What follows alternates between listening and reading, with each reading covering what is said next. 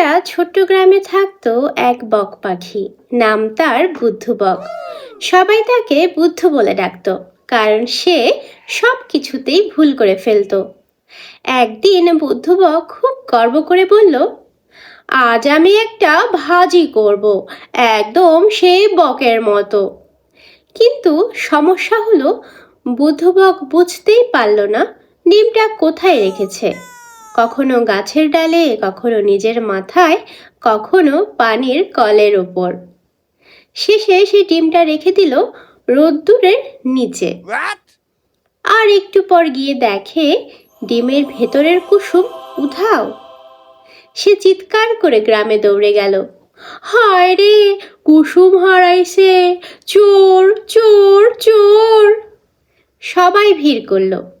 মুরগি আপাও এসে বলল, দেখো তো বুদ্ধু, তুমি যে ডিমটা রোদে দিয়ে গেছো, ওটা তো ভাজা হয়ে গেছে। বুদ্ধু বক অবাক হয়ে বলল, মানে কুসুম পালায় নয়, নিজে নিজেই রান্না হয়ে গেল? সবাই হেসে লুটিপুটি। আর বুদ্ধু বক গর্ব করে বলল, তাহলে আমি তো শেফই, রোদেই ভাজি বানাই। সেদিন থেকে গ্রামের সবাই তাকে বলতো বুদ্ধু না, বুদ্ধিমান বক।